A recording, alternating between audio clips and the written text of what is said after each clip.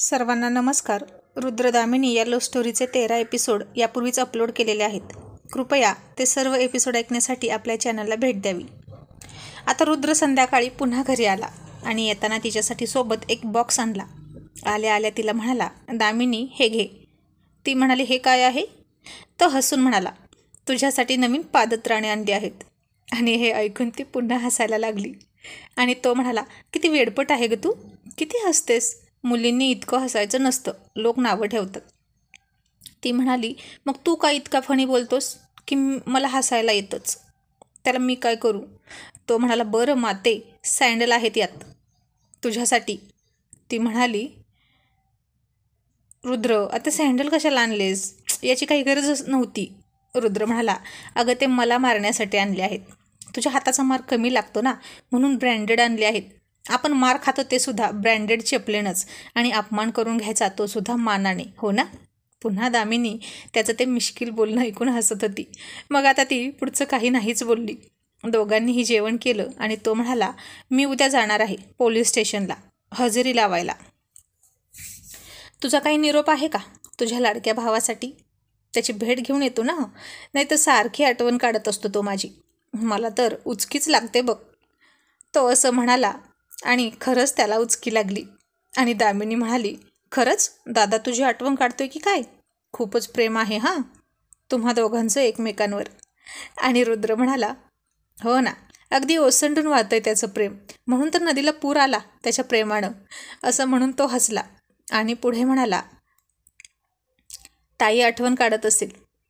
मग ती म्हणाली, दादासाठी निरोप काही नाही, आणि तू सुद्धा गुपचूप सही करून येत जा. कशाला त्याच्या नादाला लागतोस? रुद्र म्हणाला, त्याला त्रास देणं हाच माझा खरा हेतू आहे. त्याचा नाद तर मी करणारच. मग दुसऱ्या दिवशी ठरल्याप्रमाणे पोलीस स्टेशनमध्ये रुद्र हजेरी लावण्यासाठी गेला. पण विशाल नव्हता तिथं. पाटील कॉन्स्टेबलने त्याला रजिस्टर दिलं. रुद्रनं सही केली आणि परत निघाला. इतक्यात विशालची गाडी त्याला येताना दिसली आणि त्यानं पुन्हा यू टर्न घेतला आणि खुर्चीत जाऊन रुबाबात बसला, पाय हलवत, कारण त्याला आता विशालची छेड काढायची होती. रुद्रला असा पायावर पाय ठेवताना पाहून विशालने त्याची स्टिक टेबलवर जोरात आपटली. पण रुद्रवर काहीच परिणाम झाला नाही. तो तसाच रुबाबात पाय हलवत बसला होता. आणि विशाल त्याला चिडून म्हणाला, इथं नीट बसायचं. तुझी सासरवाडी नाही ही इतक्या रुबाबात बसायला. तू एक गुन्हेगार आहेस आणि एका गुन्हेगाराला इतका माज शोभा देत नाही. मग रुद्र त्याचं बोलणं न आवडून कानात करंगळी घालून हलवत म्हणाला, पाटील, काही लोकांना फुकटचे सल्ले द्यायला आणि खोटं बोलायला शोभतं बरं का? हे ऐकून विशालने त्याच्याकडे संशयानं पाहिलं. रुद्र म्हणाला, त्याचं काय आहे ना पाटील, काही लोक दुसऱ्यांच्या डोळ्यातलं कुसळ सुद्धा पाहतात, पण स्वतःच्या डोळ्यातलं मुसळ सुद्धा दिसत नाही त्यांना. ते हिंदीमध्ये एक कहावत आहे ना, उलटा चोर कोतवाल को डाटे. असं असतं काही माणसांचं. अहो, परवा पोलीस स्टेशनमध्ये धडधडीत माझ्यावर खोटा आरोप केला गेला की ऑन ड्युटी पोलीस कर्मचाऱ्यावर मी हात उचलला. हे खोटं नव्हतं का पाटील? का तुम्हा पोलिसांना परवानगी असते खोटं बोलण्याची? विशालने आता जोरात टेबलवर मूठ आपटली आणि म्हणाला, तुझं झालं असेल तर निघ इथून. पाटील, याची सही झाली ना? पाटील कॉन्स्टेबल म्हणाले, हो सर, झाली आहे. रुद्र म्हणाला, आणि जर मी नाही गेलो तर काय कराल? आत टाकाल? हात लावायचं काम नाही मला, कळलं? आणि अग्निहोत्री, तू त्या दिवशी घरी आलास, घरातही आलास, पण पाहुणचार घेतलाच नाही रे. आणि बरं का पाटील, या गरिबाच्या कबाडखान्यात कर्तव्यदक्ष प्रामाणिक पोलीस इन्स्पेक्टरचा विशाल अग्निहोत्रीचा बर्थडे साजरा झाला बरं का. अग्निहोत्री, तू लगेच निघून आला, पण मी आणि तुझ्या बहिणीने मात्र खूप एन्जॉय केला रात्रभर. असं म्हणून रुद्रने त्याला डोळा मारला आणि विशालने त्याचा गळा आवळण्यासाठी त्याचे हात पुढे केले. इतक्यात रुद्र म्हणाला, हात नाही लावायचा. तुझ्यासारखे 10 इन्स्पेक्टर पाणी भरायला ठेवेन इतकी ऐपत आहे माझी. पुन्हा माझ्या घराला जर कबाडखाना म्हणालास तर याद राख. विशाल म्हणाला, हो, खरंच तुझी इतकी ऐपत आहे, पण ती कशाच्या जीवावर? चोरीचा पैसा, बेकायदेशीर काम करून कमावलेला पैसा, तुझ्या प्रामाणिकपणानं कमवलेला एकतरी रुपया आहे का त्यात? रुद्र म्हणाला, अरे जा रे, प्रामाणिकपणाची टिमकी तू नको वाजवू माझ्यासमोर. मी माझं टॅलेंट वापरून आणि हुशारी वापरून काम करतो. तुझ्यासारखे रोज प्रामाणिकपणाची टिमकी मिरवणारे इन्स्पेक्टर मुजरे करताना आणि पैशासाठी तळवे चाटताना दिसतात. मी पाहतो ना त्यांना. तुझा सुद्धा हा खोट्या प्रामाणिकपणाचा मुखवटा जास्त दिवस टिकणार नाही. बिकाऊ साले, तुम्ही तुमच्या ड्युटीशी अप्रामाणिक राहून लाच घेता, पण मी मात्र माझ्या ड्युटीशी प्रामाणिक राहून पैसा कमावतो. मग हरामखोर कोण आहे, तू का मी? आणि आता विशालला खूप राग आला होता. आज रुद्रनं तर त्याला खूप चिडवलं होतं. विशालचे हात रुद्रला मारण्यासाठी शिवशिवत होते, पण पाटीलनं त्याला अडवून धरलं होतं. मग रुद्र हसून म्हणाला, मग चला पाटील, जातो हां, भेटू पुन्हा लवकरच. आजच्या पुरतं बास झालं, टाटा. आणि रुद्र गाणं म्हणतच बाहेर निघाला. अरे रास्ता रास्ता देखो आँख मेरी लड़ी है, आग जिससे लड़ी है वो मेरे घर में पड़ी है. आणि विशाल आता नुसता रागानं धुमसत होता, एखाद्या ज्वालामुखीसारखा. आता रुद्र घरी आला. दामिनीला म्हणाला, मी आता गावी जाणार आहे, तू नीट राहशील ना? आणि दामिनी शांत झाली आणि म्हणाली, किती दिवसांसाठी जाणार आहेस? रुद्र म्हणाला, 2 दिवसांसाठी. दामिनी म्हणाली, ठीक आहे, राहीन मी. मग रुद्र म्हणाला, तुझ्या सोबतीला रुपालीला पाठवतो, तुम्ही दोघीही इथेच थांबा. तू कुठेही जायचं नाही, कळलं? आणि तुला काही साहित्य हवं असेल तर आत्ताच सांग, लिस्ट काढून दे, मी घेऊन येतो. पण तू काहीच आणायला बाहेर जायचं नाही म्हणजे नाही, कळलं? ती म्हणाली, नको आहे मला काहीच, सगळं आहे माझ्याकडे. तो म्हणाला, दामिनी, आणि जरा पाणी जपून वापर बरं का, तुला 2 दिवस पुरेल इतकं. मी आलो की पुन्हा भरून देतो हां, नाहीतर लगेच सगळं घर धुवून काढशील आणि संपवशील पाणी. ती आता थोडी हसली आणि म्हणाली, अरे त्या दिवशी दादा आला होता ना वर्दीमध्ये, आणि आपण सगळे बाहेर बोलत होतो, तेव्हा गलीतल्या लोकांना समजलं आहे की माझा भाऊ पोलीस आहे. तो सुद्धा खूप रागीट, त्यामुळे आता कोणीच माझ्याकडे तोंड करून सुद्धा बघत नाही. दादाची फार धास्ती घेतली आहे सगळ्यांनी. आणि रुद्र तोंड वाकडं करत म्हणाला, काय ते भावाचं कौतुक, मग का राहतेस इथं त्याला सोडून, जा ना त्याच्याकडे. आता ती गप्प बसली आणि चिडून मनात म्हणाली, या रुद्र बाबाला फक्त एकच जप करता येतं वाटतं, इथून जा, इथून जा, इथून जा, दुसरं काही बोलता येतच नाही. तिला विचारात पडलेली पाहून रुद्र म्हणाला, मग काय ठरवलं? ती म्हणाली, कशाचं? रुद्र म्हणाला, जातेस ना त्याच्याकडे, चल तुला सोडतो, माझं तरी टेन्शन जाईल. आणि ती चिडून म्हणाली, अजिबात नाही. तिने पुस्तक उचललं आणि कॉटवर जाऊन बसली वाचत. रुद्र मनात म्हणाला, फारच चिवट आहे ही, एकदा घुशीसारखी घरात घुसली की निघायचं नाव घेत नाही. मला तर वाटलं होतं की ही जास्त काळ नाही इथं टिकणार, पण ही तर इथेच पाय रोवत आहे. पण यात तिची काहीच चूक नाही, मी सुद्धा तिची खूप काळजी घेतोय. तिने जावं की राहावं हा प्रश्न तिनं मला विचारला होता, पण याचं उत्तर मी अजून दिलं नाही तिला. का असं करतोय मी? मी ताईंच्या अश्रूंचा बदला घेण्यात कुठं कमी पडत नाही ना, असा प्रश्न रुद्र स्वतःलाच विचारत होता. आणि तो विचार करत होता. आणि मग रुद्र घरी जायची तयारी करू लागला. त्यानं कपाटातून थोडेसे पैसे घेतले, त्याची एक घरी जाण्याची चांगली बॅग होती ती घेतली, आणि बॅगमधला एक छान ड्रेस काढला, मरून रंगाचा शर्ट आणि स्काय ब्लू रंगाची पॅन्ट. त्याने इनशर्ट केलेला, पायात शूज, हातात घड्याळ, आणि सगळं कसं व्यवस्थित, अगदी अप टू डेट. आणि त्याला पाहून दामिनी तर फ्यूज उडाल्यासारखी बघत होती. वाव, काय सुंदर दिसत होता रुद्र, एकदम हँडसम. त्याला पाहून ती पुन्हा गालात हसायला लागली, लाजायला लागली. आता तर तिला त्याला जाऊ देऊच वाटत नव्हतं, इथेच समोर बसवून ठेवावा असं वाटत होतं. रुद्र आता आरशासमोर उभा राहून अंगावर परफ्यूम मारत होता, आणि त्याच्या वासाने तर दामिनी खूप धुंद व्हायला लागली. तिच्या घशाला कोरड पडली रुद्रला पाहून. अधाशासारखी ती त्याच्याकडे पाहून ओठांवरून जीभ फिरवत होती.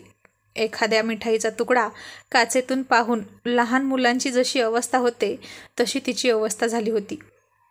रुद्रने तिच्यासमोर पाण्याचा ग्लास पकडला आणि म्हणाला, हे घे.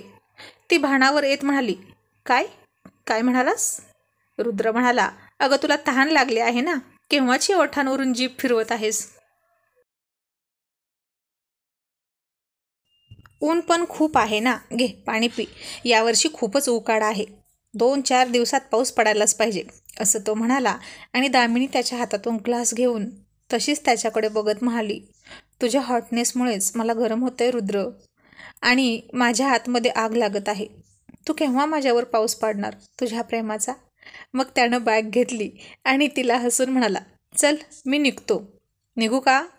ती तरीही गप्पच. तो तिला म्हणाला, दामिनी अगं काय म्हणतोय मी, जाऊ का मी? आणि दामिनी म्हणाली, नको ना जाऊ. रुद्र चकित होऊन म्हणाला, काय काय म्हणालीस, नको जाऊ का मी? आणि दामिनीने जीभ चावली आणि म्हणाली, नाही तसं नाही. जाऊ का असं नाही म्हणायचं, तर येऊ का म्हणायचं, असं म्हणायचं होतं मला. मग रुद्र म्हणाला, बरं येऊ का? आणि दामिनी पुन्हा पटकन म्हणाली, नको थांब नाही तेच. आणि रुद्र बुचकाळ्यात पडत म्हणाला, काय आता काय म्हणालीस? आणि मग ती चाचरत म्हणाली, अरे थांब थोडं, तुझ्यासाठी चहा बनवते असं म्हणायचं होतं मला. रुद्र म्हटला, दामिनी किती गरम होतंय आणि इतक्या गरमीमध्ये चहा कोण पितं ग? बरं चल, तू तुझी काळजी घे, माझी बस जाईल निघून, मग परत यावं लागेल मला. आणि दामिनी मनात म्हणाली, बरं होईल तुझी बस चुकली तर, तू परत येशील ना? रुद्र नको ना जाऊ प्लीज. मग रुद्र म्हणाला, चल जा. तो जातो असं म्हणणार इतक्यात थांबला आणि म्हणाला, येतो. ती म्हणाली, रुद्र, आणि पुन्हा गप्प बसली. का ग, बोल ना, काही बोलणार होतीस का? तुला काही हवंय का आत्ताच सांग. ती म्हणाली, तुला एक सांगायचं होतं, तू खूप छान दिसतोय. आणि रुद्र गाला थोडा हसला आणि म्हणाला, बरं झालं ना, का आणखीन काही सांगायचं आहे? ती म्हणाली, काही नाही, नीट जा आणि लवकर ये. तो बॅग घेऊन बाहेर निघाला. ती दारात आली. त्यानं तिच्याकडे पलटून पाहिलं पुन्हा एकदा. समोर बघत तो निघून चालला. आणि दामिनी मोठ्यानं म्हणाली, रुद्र मी वाट बघते तुझी, लक्षात ठेव, लवकर ये. आणि तिचं ते बोलणं ऐकून रुद्रला आज काहीतरी वेगळं वाटलं. त्यानं हसूनच तिला बाय बाय केलं आणि म्हणाला, दरवाजा लावून घे. पण ती दरवाजा लावतच नव्हती. शेवटपर्यंत त्याला पाहत होती. शेवटी रुद्रनं तिथंच उभा राहून कमरेवर हात ठेवला आणि तो चिडला आहे असं तिला कळलं. तिने दार लावून घेतलं आणि दामिनी आत आली. आणि आता तिला ते छोटंसं घर खूप खायला उठत होतं. रोज तर ती दिवसभर एकटीच असायची, पण रुद्र संध्याकाळी तरी घरी येणार हे तिला माहीत होतं. पण आता रुद्र 2 रात्री नसणार आहे घरामध्ये. आणि आता तो गेला नाही तोपर्यंतच ती त्याच्या आठवणीने कासावीस झाली. तिने तिचं पुस्तक घेतलं, पण अभ्यासात लक्ष लागत नव्हतं. पुस्तकात ठेवलेलं रुद्रनं काढलेलं तिचं चित्र तिनं पाहिलं. काय जादू आहे ना त्याच्या हातात. खरंच किमयागार आहे तो. खूप सुंदर चित्र काढलं होतं त्यानं तिचं.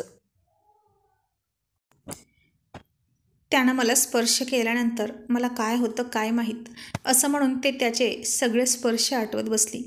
कपाटातून एक फोटो घेतला. रुद्रनं त्या फोटोत तिच्या उघड्या पाठीवर हात टाकला होता. तिचे डोळे बंद होते आणि त्यानं तिच्या गालाला गाल लावला होता. आणि ती कॉटवर पालथी पडली तो फोटो घेऊन. आणि हळूच त्या फोटोवर तिने तिचे नाजूक ओठ टेकवले. मग थोड्या वेळात रुपाली आली तिला सोबत करायला. दार वाजलं तसं दामिनीने तो फोटो लपवून ठेवला पुस्तकात. रुपाली आत आली आणि दोघीही गप्पा मारत बसल्या. पण नेहमी बोलताना दामिनी रुद्रचा विषय काढत होती आणि रुपालीकडून रुद्रविषयी जाणून घेत होती. रुपालीच्या हे लक्षात येत होतं की दामिनी आता खरंच रुद्रच्या प्रेमात पडली आहे. पण रुद्र म्हणतो तसा ती तिच्या तोंडानं अजून काही म्हणाली नव्हती. आता दामिनीचं कुठेच लक्ष लागत नव्हतं. पुस्तक समोर घेतलं तरी तोच दिसायचा. स्वयंपाक बनवायला गेलं तरी तोच दिसायचा. रात्री तिला झोपही येत नव्हती. ती झोपली होती आणि रुपालीलाच रुद्र समजून म्हणाली, रुद्र झोपलास का तू? आणि खट्याळ रुपाली सुद्धा रुद्रसारखा आवाज काढून म्हणाली, नाही झोपलो, आहे जागा. आणि दामिनीच्या तिची चूक लक्षात आली आणि तिनं जीभ चावली. रुपाली उठली आणि म्हणाली, खूप मिस करतेस ना रुद्रदादाला? खरं खरं सांग, आता माझ्यापासून काहीच नाही लपवायचं. आणि दामिनी लाजतच म्हणाली, हो, मला त्याची सवय झाली आहे ना. मग रुपाली म्हणाली, आणखीन काय वाटतं सांग तरी. आणि दामिनी बोलायला लागली, तो जवळ नसला की खूप चुकल्यासारखं वाटतं. त्याच्यासाठी काहीतरी सतत बनवावंसं वाटतं. त्याला काही दुखलं खुपलं तर मला खूप वाईट वाटतं. अख्ख्या गर्दीमध्ये फक्त एकटाच दिसतो तो. आणि तो एकटा असला जवळ की कोणीच दिसत नाही दुसरं. त्यानं माझ्याकडे सतत पाहावं असं वाटतं आणि त्याला समोर बसवून एकटक बघत असावं. त्याच्याकडे, असं मला वाटतं. आणि रुपाली तिला म्हणाली, ही सगळी कशाची लक्षणं आहेत माहीत आहे का? दामिनी म्हणाली, कशाची? रुपाली म्हणाली, तू प्रेमात पडली आहेस त्याच्या, कळतंय का तुला? आणि दामिनी म्हणाली, नाही नाही, मला फक्त तो आवडतो. तो खूप चांगला आहे, माझी काळजी घेतो, खोटं बोलत नाही, रिस्पेक्ट करतो मुलींचा, आणि माणूस म्हणून खूप छान आहे तो. रुपाली म्हणाली, अगं बाई, तुला कळतंय का?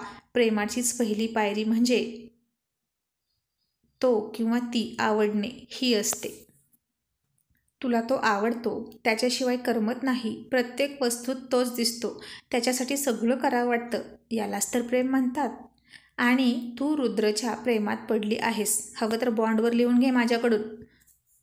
आणि आता दामिनीने लाजून ओंजळीत तोंड लपवलं आणि खूप खूप लाजायला लागली. आणि आता बंद डोळ्यातही तिला रुद्र दिसत होता.